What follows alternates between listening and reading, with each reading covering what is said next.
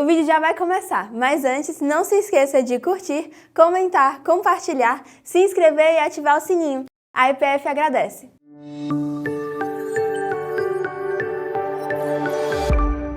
Neemias capítulo 8, versículo 18, e Neemias capítulo 9, versículos 1 a 3. Então, nós meditamos no domingo passado sobre o tema Crescendo na Restauração. Hoje a gente alonga um pouquinho mais, Crescendo na Restauração, muito além dos muros. Dia após dia, leu Esdras no livro da lei de Deus, desde o primeiro dia até o último, e celebraram a festa por 7 dias. No 8º dia, houve uma assembleia solene, segundo o prescrito. No dia 24 deste mês, se ajuntaram os filhos de Israel com jejum e pano de saco e traziam terra sobre si. Os da linhagem de Israel se apartaram de todos os estranhos, puseram-se em pé e fizeram confissão dos seus pecados e das iniquidades de seus pais. Levantando-se no seu lugar, leram no livro da lei do Senhor, seu Deus, uma 4ª parte do dia. Em outra 4ª parte dele fizeram confissão e adoraram o Senhor, seu Deus. Que Deus nos abençoe. A igreja pode assentar-se. Continuamos em espírito de oração para a meditação da palavra de Deus. Irmãos, correu aí no nosso meio, alguns receberam essa divulgação, eu fui atrás para ver realmente a veracidade e realmente procede o alerta que o pastor Adriel Barros, ele é pastor na El Shaddai Church, a igreja El Shaddai, que fica em Plymouth, nos Estados Unidos, lá no estado de Massachusetts. Ele é um vídeo um pouco longo, mas ele faz um alerta ali, porque começou desde sexta-feira e alguns entraram em oração e termina hoje, dia 30, aquilo que é conhecido lá como SatanCon 2023, um grande congresso reunindo satanistas assim de renome, não é? No meio deles, aí de uma forma internacional, o mundo inteiro.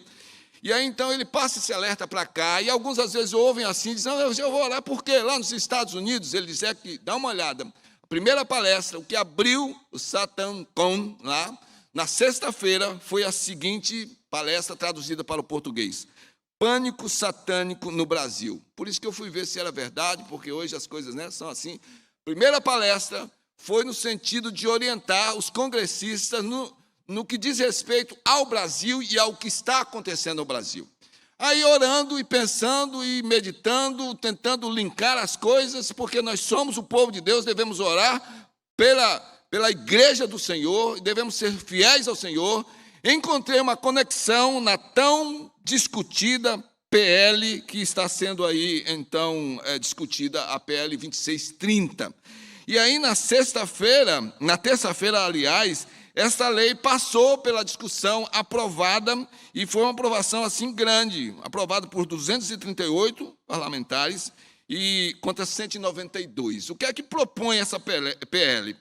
A proposta cria a lei brasileira de liberdade, responsabilidade e transparência na internet e estabelece obrigações a serem seguidas por redes sociais, aplicativos de mensagens e ferramentas de busca na sinalização e retirada de contas e conteúdos considerados criminosos. Irmãos, toda essa palavra bonita, está sendo gravada, é ouvido por aí, é para explicar uma lei que será aprovada para censurar coisas na internet, na mídia e tudo mais. Então, eu vou dar um exemplo a você. Você pega um texto bíblico, por exemplo, e você vai jogar na internet o versículo bíblico, mas que aponta diretamente um pecado, seja desvio de conduta, seja o que for, a rede, por causa da lei, vai censurar, grampear e vai derrubar a sua conta porque você está colocando isso aí. E não me venha dizer que isso é um comentário, pastor, irresponsável. É uma lei que, se aprovada, vai censurar. É uma lei de censura que até há pouco não existia. Podia-se falar contra o governo A, governo B, podia-se colocar as impressões, a liberdade que a Constituição nos dá. Então eu fico pensando, tem um congresso satânico. A primeira palestra é uma estratégia para dizer, vamos botar terror no Brasil. É um congresso satânico, irmãos. O nome de Deus não está sendo exaltado, não. Os cânticos lá não são para Deus, não. As ferramentas, os seminários, os congressos são todos voltados para a pauta e para a agenda daquilo ali. E o que é que está acontecendo no Brasil? Uma grande luta. Estamos orando agora porque vai entrar em votação aí agora, nessa próxima semana, porque estamos orando. E você que é brasileiro, você que é fiel à palavra de Deus, mas que é cidadão brasileiro, deve cobrar junto àquela pessoa que você elegeu. Eu tenho acompanhado e o pessoal em quem eu votei está lutando contra essas pautas. E você deve mandar e-mail, porque tem divulgado para aí, realmente para que isso não passe. Porque se passar, nós vamos enfrentar essa dificuldade. A igreja não vai dar um passo atrás. Vamos continuar pregando, vão derrubar, nós vamos para a rua, vamos colocar aí na parede das nossas casas a palavra de Deus. Ela deve ser pregada pelo povo de Deus e testemunhada pelo povo de Deus. E para isso não há censura que possa calar. Já fizeram isso antes. Há lugares, há países cujos regimes perseguem os cristãos, queimam Bíblias, matam cristãos. E a igreja tem crescido, e ela tem florescido. O que é que você vai fazer com isso? Eu não sei. O clamor que ainda dá para fazer hoje, dia 30, domingo, que vai até o final da tarde, este congresso lá, é colocar diante de Deus a nossa nação e o mundo, para que a igreja se levante e os crentes tenham discernimento para, de repente, não estarem, de alguma forma, fomentando as forças do inimigo por causa de ideologia, de ponto de vista e por causa de tradição familiar. Irmãos, nós estamos aqui meditando no livro de Neemias sobre restauração. No domingo passado, nós meditamos no capítulo 2, versículo 17, sobre esse tema. Quando Neemias, então, vai lá, não vou pregar aqui porque tem nosso tempo, né? Mas você vai se lembrar, ele pede ao rei, vai, recebeu notícia, e ele olha, então o versículo diz: então lhes disse, estáis vendo a miséria em que estamos? Jerusalém assolada e as suas portas queimadas. Vinde, pois, reedifiquemos os muros de Jerusalém e deixemos de ser opróbrio. Na outra versão, vergonha. Meditamos isso de manhã. Continuamos à noite, crescemos na restauração, e foi explicado, né? Não é uma repetição de termos, é crescer na restauração. A restauração é um processo, mas você tem que crescer e não somente olhar para o processo. Então, à noite, nós meditamos em Neemias, capítulo 6, versículos 1 a 4. Tiramos as nossas lições aí, né? A projeção, está aí? Tá bom. Crescemos na restauração. As lições que nós tiramos, considerando a realidade dos fatos e o que precisa ser mudado. Buscando a Deus sinceramente para que haja mudanças, empenhando-nos de coração para cumprir os propósitos. Então, à noite, continuamos aí com esse tema e olhando para o texto de Neemias, capítulo 6, versículos 1 a 4, e os irmãos vão se lembrar que os opositores que se levantam, alguns são nominados aí para atrapalhar a obra. Eles não querem que aquilo vá à frente. Eles estão preocupados e fazem armadilhas, inventam mentiras e querem fazer emboscada.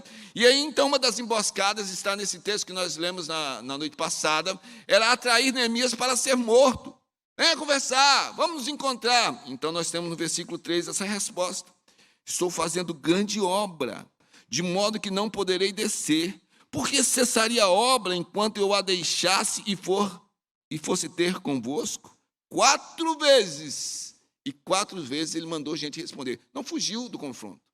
Ele só não deixou de fazer a obra, mas mandou dizer, eu sei o que eu estou fazendo, eu estou servindo ao Senhor. E aí, então, nós tiramos como lição para crescermos na restauração, perseverando para cumprir os propósitos, mantendo o foco no serviço a Deus. Gente, o livro está aí, acabamos de ler, estamos em Jó agora, mas quem fez a leitura, ou então quem vai fazer, vai ver então em Neemias capítulo 6, versículo 15, eu vou ler aqui a versão agora, na linguagem de hoje, na versão transformadora, que coloca o nosso, né, converte para o nosso calendário. Neemias 6,15. 150 anos, lembra? 150 anos, desde a destruição até a chegada de Esdras, um pouquinho antes, e Neemias depois. 150 anos, destruição, vergonha, não tem o que fazer, só reclamar. Olha o que fizeram aí, olha, então ninguém faz nada. Lembra de toda a estratégia? Olha o que diz Neemias 6,15. Por fim, no dia 2 de outubro, 50 dias depois de começarmos o trabalho, o muro ficou pronto. As portas foram depois restabelecidas. E aí, então, nós entramos num tipo de conclusão com o sermão de hoje sobre esse tema aí, crescendo na restauração, muito além dos muros.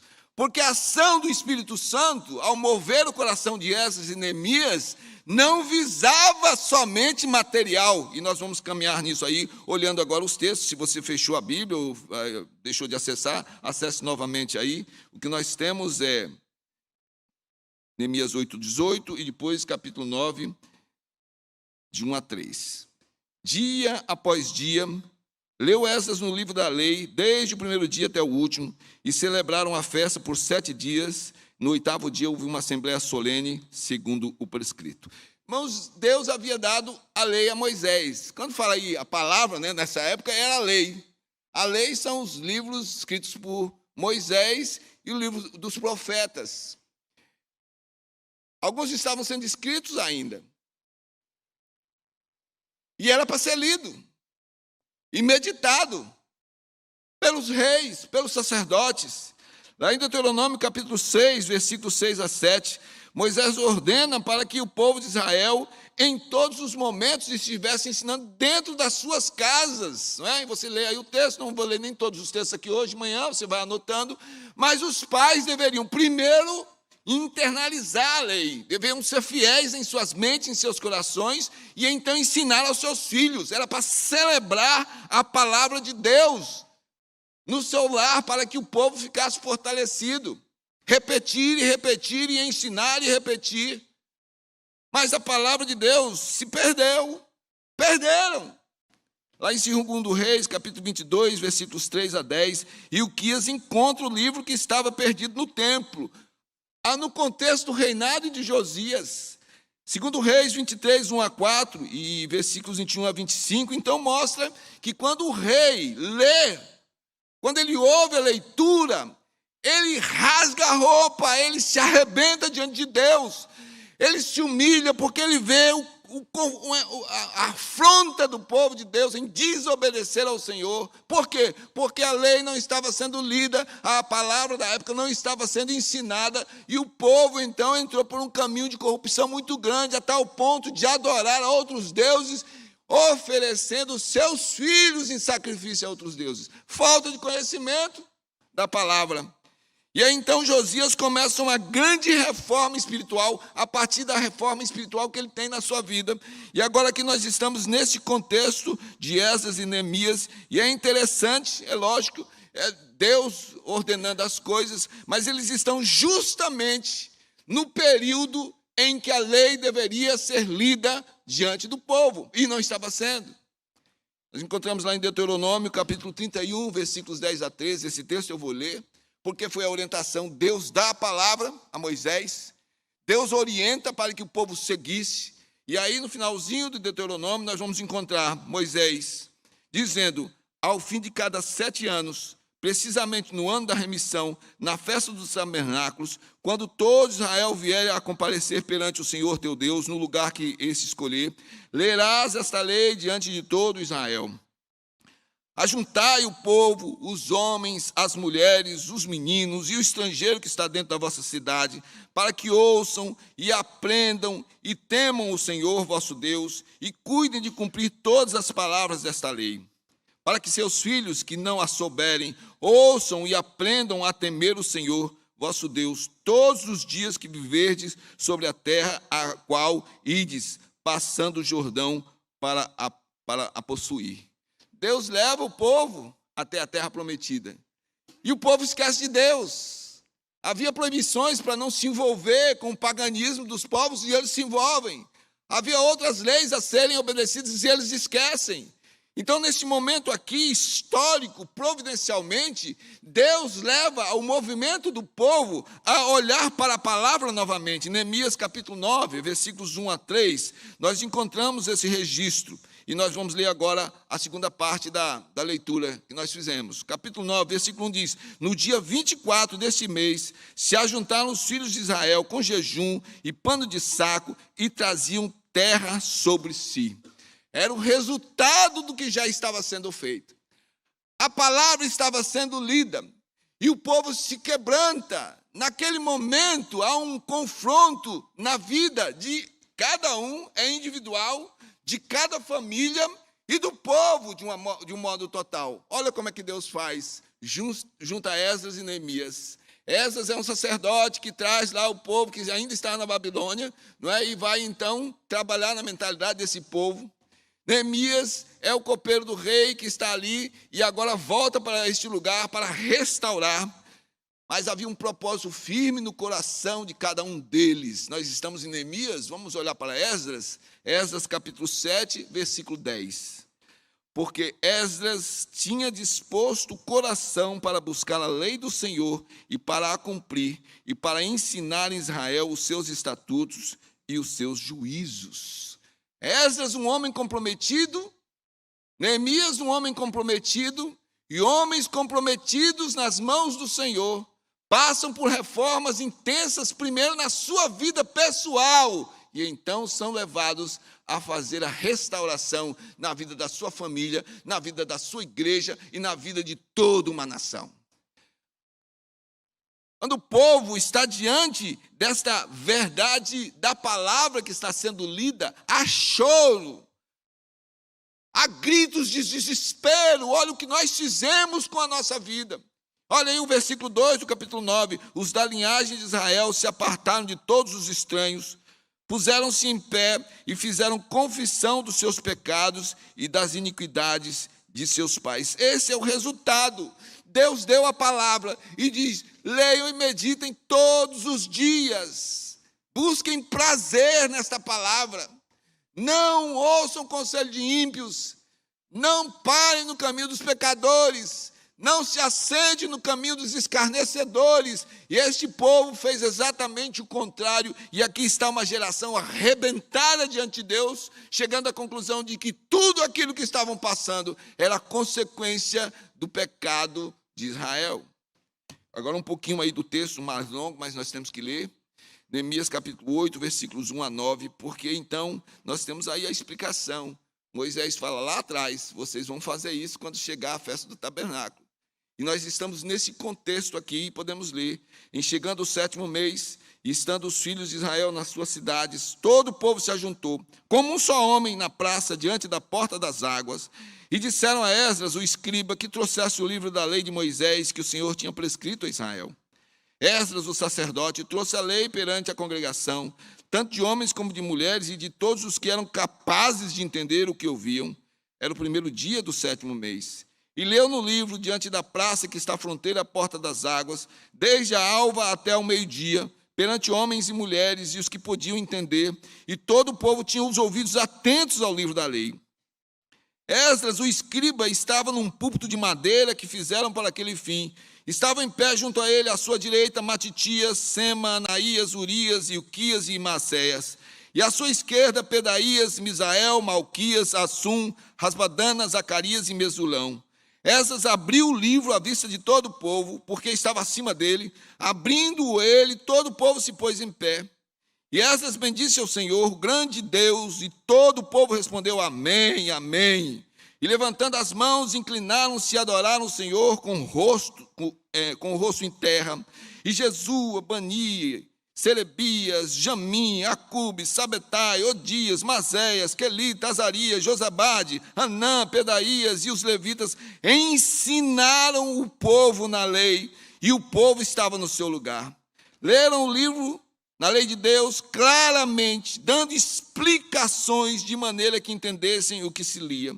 Neemias era o governador, e Esdras sacerdote e escriba, e os levitas que ensinavam todo o povo lhe disseram: este dia é consagrado ao Senhor, vosso Deus, pelo que não planteeis nem choreis, porque todo o povo chorava ouvindo as palavras de Deus. Irmãos, é como se uma igreja há muito tempo não lesse a Bíblia. E então alguém encontrasse uma Bíblia debaixo do púlpito e começasse a ler a Bíblia para um povo que há muitos anos, gente que estava aí, filho, nunca ouviu falar. O povo se arrebenta diante de Deus. Não havia pregação na leitura, era leitura. Depois é que vinha a explicação. E o povo chegava à conclusão dos pecados do passado, mas também dos pecados em sua própria vida. E o choro era muito grande, quando de repente os levitas levantam e dizem: mas não é para chorar agora.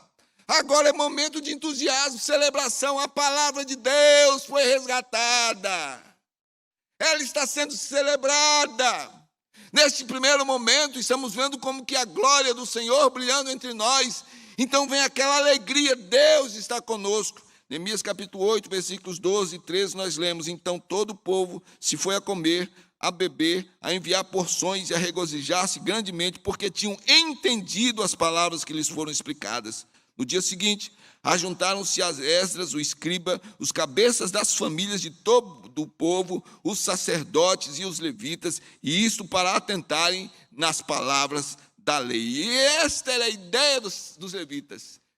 Tomaram conhecimento da lei, se quebrantaram, mas agora é momento de celebrar, e nessa celebração começa a se juntar as lideranças do povo, mas dentro da casa também. O sacerdote da casa, o homem, foi chamado chefe da família, para então dizer: nós entendemos, nós queremos viver isso, e aí então começa as consequências na vida deste povo que se quebranta diante da palavra. Primeiro, eles cumpriram o que tinha sido prescrito com relação a cultos e rituais. Você vai ver aí o resgate. Aqui nós temos, no capítulo 8, versículo 14, que eles acharam escrito na lei que o Senhor ordenara por intermédio de Moisés, que os filhos de Israel habitassem em cabanas durante a festa do 7º mês, que era essa festa dos tabernáculos. Então eles se movimentam e vão fazer cabanas. Estava na lei, era o momento de celebrar daquela forma, lembrar as maravilhas que Deus fez, mas há muito tempo não era feito. Outros costumes se introduziram.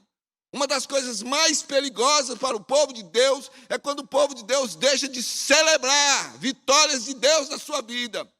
Quando nós temos a Páscoa, como nós temos o Natal, deixam de celebrar e passam a celebrar de outras formas, usando símbolos de paganismo dentro das nossas casas. Eu fico preocupado quando a gente está fazendo o trabalho, pregando a palavra, mas sempre aquele termo está na minha mente. Porém, os altos não tirou do povo de Israel, não tirou do meio do povo.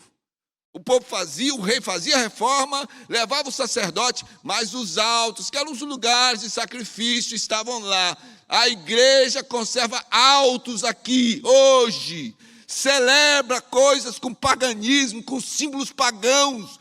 E quando se vai trabalhar nisso, isso é tradição, é costume, fica bonitinho, trata das nossas emoções. Esse povo, ele vai cumprir a lei e começa com esta celebração. Segundo, confessaram pecados e reassumiram a aliança com Deus. Não vou ler o texto longo, Neemias capítulo 9, versículos 4 a 38.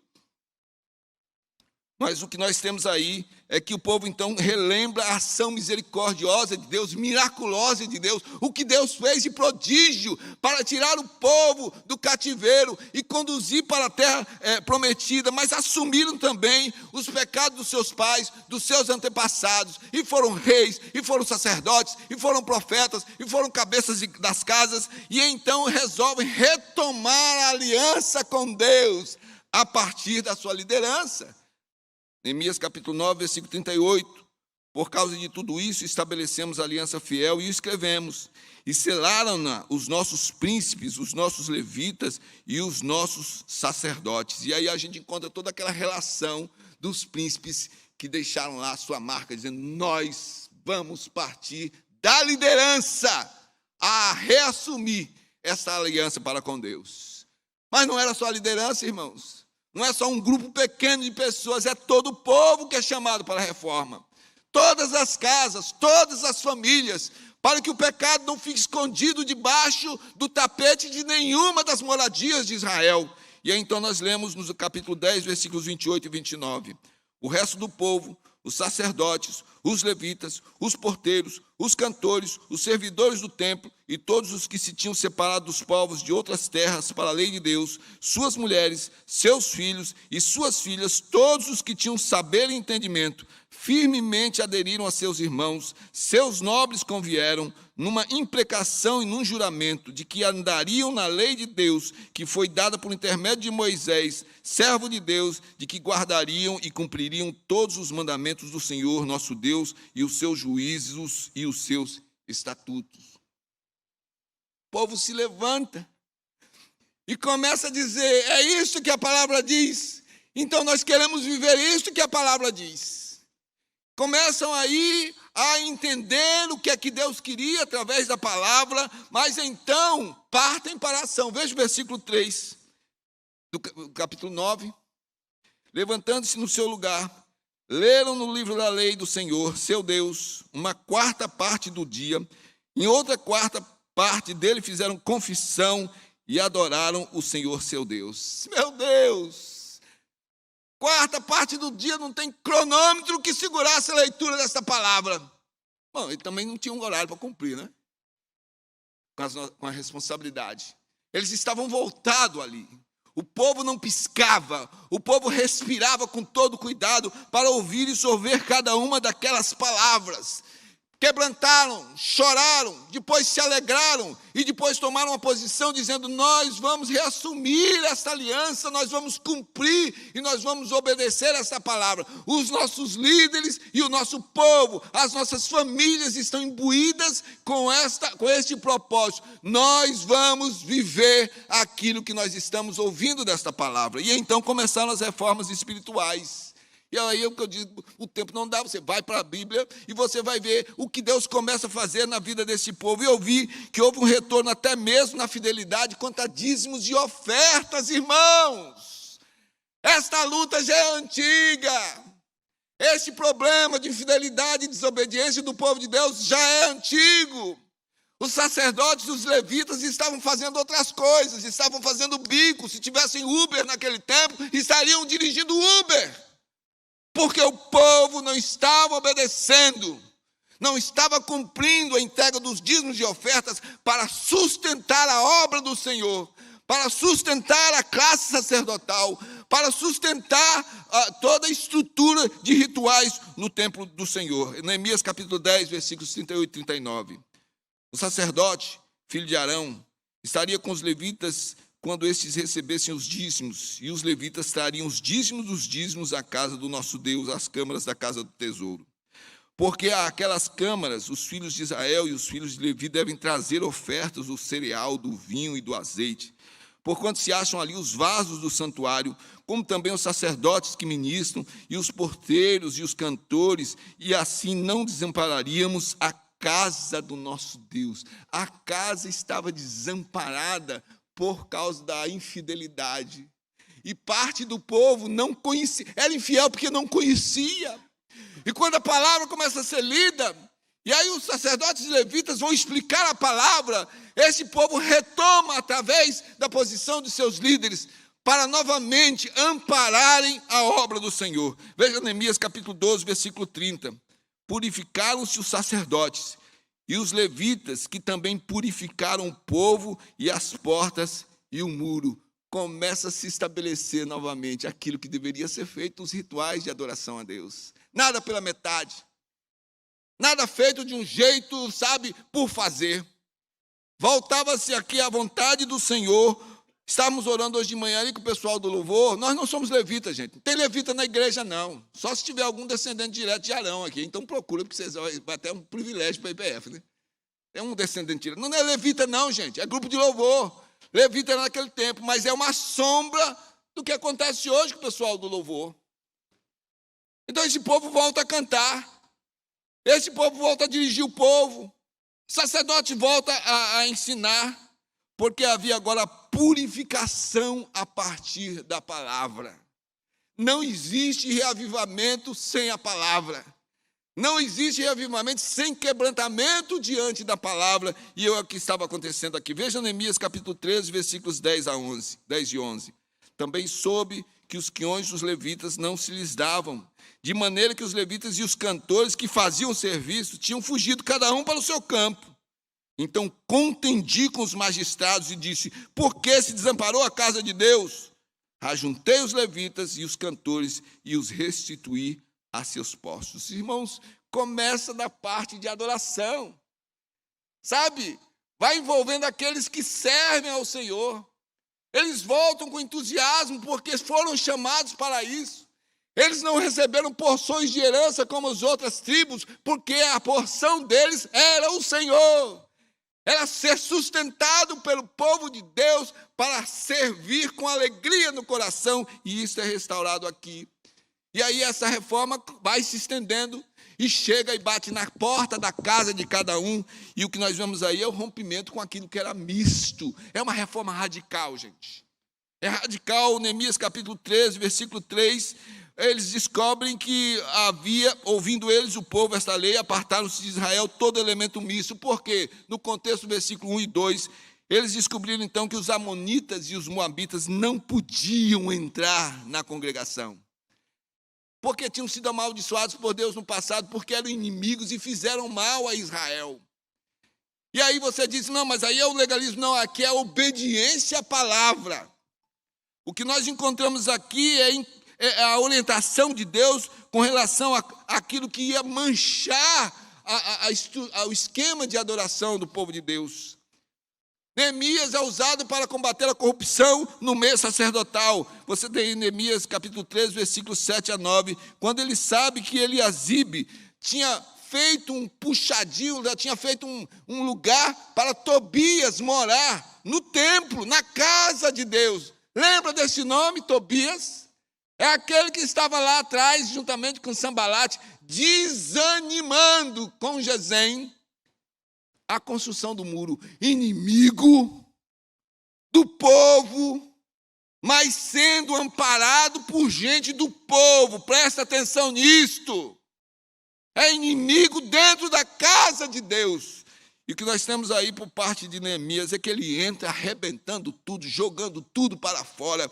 E o final desse texto que você tem aí projetado diz: então ordenei que se purificassem as câmaras e tornei a trazer para ali os utensílios da casa de Deus com as ofertas de manjares e incenso. Quando começa essa reforma, ela atinge todas as áreas. Não existe privilégio. Não existe fórum privilegiado para aquele que está transgredindo a lei, a tomada de medidas. E Neemias avança, capítulo 13, versículos 23 a 29, casamentos são desfeitos, famílias são botadas para caminhar. Sabe por quê? Porque eram casamentos mistos, gente do povo de Israel, casado com gente pagã, cujos filhos não sabiam se era judeu, se era asdodita, o que eles eram. Havia uma confusão muito grande. Podemos puxar isso para um estudo outro dia, mas o fato aqui é que há divórcio aqui, há separação aqui, porque a lei de Deus dizia, não se misturem dessa forma, e o povo de Deus estava há muito tempo em pecado espiritual, até adorando a outros deuses, por causa dessas misturas aqui, em consequência da corrupção da classe sacerdotal, que foi abrindo. Eles mesmos estavam com casamentos assim, crescendo na restauração. Deus toca no coração de Esdras, Deus toca no coração de Neemias. Irmãos, não era muros, não era portas, não era coisa material. Essas coisas levaram o status da cidade novamente a uma postura, mas a reforma que Deus queria era a reforma na vida do seu povo, reforma espiritual profunda, para que o povo andasse como um povo abençoado. O final do livro, como é que termina o livro de Neemias? Capítulo 3, versículo 30 a 31. Limpei-os, pois, de toda estrangeirice e designei o serviço dos sacerdotes e dos levitas, cada um no seu mistério, como também o fornecimento de lenha em tempos determinados, bem como as primícias. Lembra-te de mim, Deus meu, para o meu bem. Irmãos,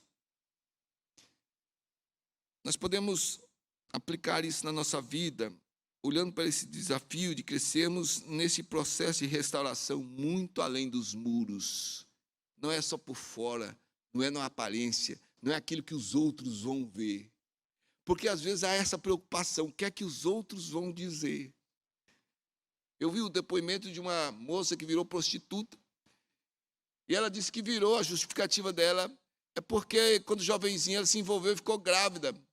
E a primeira preocupação do pai e da mãe na conversa com ela foi: o que é que os nossos parentes vão dizer? A aparência, muitas vezes, é levantada como uma preocupação maior quando na verdade o nosso foco é o coração, porque é ali que descansa o olhar de Deus. Então, em primeiro lugar, crescendo na restauração, muito além dos muros, resgate a autoridade da palavra de Deus. A palavra estava perdida e foi encontrada. Hoje não tem nem como nós perdermos essa Bíblia, porque ela tem em papel, ela tem em mídia, ela está tão divulgada, temos várias versões. Só na minha mídia ali tem 60 versões da palavra, desde grego, hebraico, aramaico.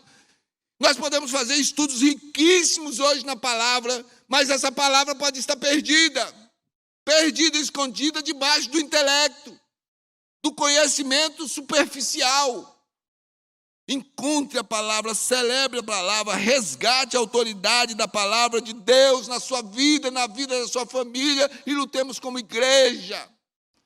Há versões de Bíblia sendo lançadas hoje. Ninguém diz glória, aleluia, porque da outra vez, quando eu falei, alguém deu glória aí, o presbítero de mim teve que dizer, espera aí, irmã. Temos agora a Bíblia inclusiva. Uma versão que retirou versículos que fale qualquer coisa que seja contra a conduta de vida sexual que não seja entre o homem e a mulher. Retirou tudo. Se passar a lei, eu não vou poder falar isso aqui, viu? Vou falar, mas vai ser cortado. Se passar essa lei, eu não sei como é que você está lendo, como é que você está vendo essa coisa, não sei como é que você está orando, você não vai poder postar uma coisa como essa, porque vai ser derrubada a sua plataforma. Porque isso não vai poder dizer. Versões da Bíblia, como nós temos, vão ser derrubadas. As novas vão ser colocadas no alto, no top. Resgate, restaure a autoridade da palavra de Deus. Em segundo lugar, obedeça aos princípios da palavra de Deus. O povo ouviu, o povo se quebrantou, o povo chorou, mas o povo se levantou e disse, vamos reatar a nossa aliança com Deus. Leve o seu casamento para os princípios da palavra. Leve o relacionamento com os filhos para o princípio das palavras. O seu jeito de negociar, o seu jeito de trabalhar para a palavra. Viva os princípios da palavra de Deus de tal forma que nada nem ninguém possa pressionar você e colocar você numa opção de obedecer ou não obedecer. Você vai obedecer. Se no seu relacionamento com o seu irmão, a Bíblia diz, se tem coisa errada, procure a restauração e perdoe. Não há outro caminho. Este é o caminho. Pratique e obedeça os princípios da palavra de Deus para que o povo, a igreja, ande de uma forma abençoada. Não há crescimento da igreja onde não há obediência aos princípios. Não tem releitura nenhuma da Bíblia. Não tem contextualização nenhuma da Bíblia. Não tem como pegar os princípios e amoldar aos dias de hoje para que a Bíblia seja quebrada. E há pregadores fazendo isso no nosso meio. O ataque não é só de dentro para fora, dentro também.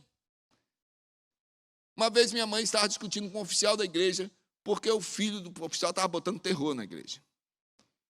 E minha mãe sempre foi em linha dura. Minha mãe e meu pai.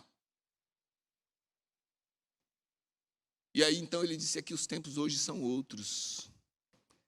Ela disse, meu irmão, tem coisa que nunca muda. O sol nasce e morre no mesmo lugar. Durante todo o tempo até Jesus voltar. Os princípios da palavra não mudam. Vá para a palavra.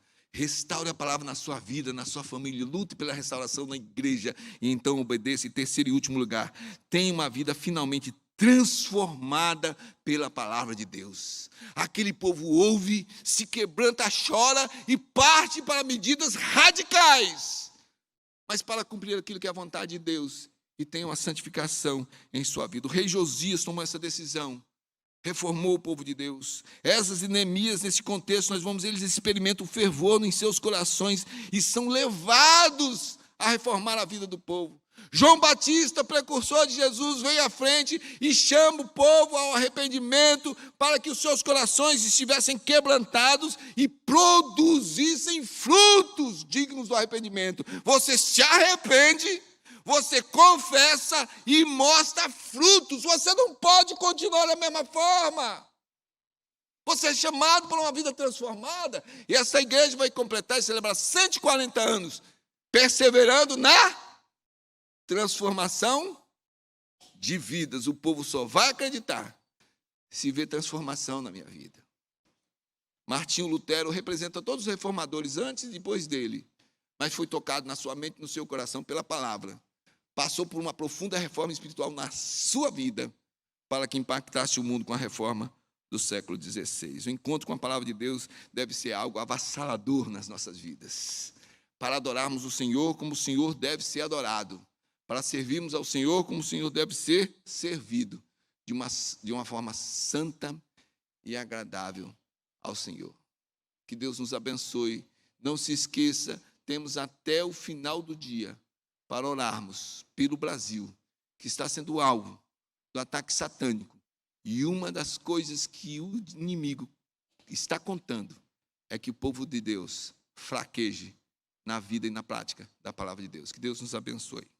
Para mais informações e novidades, siga as nossas redes sociais e fique por dentro de tudo.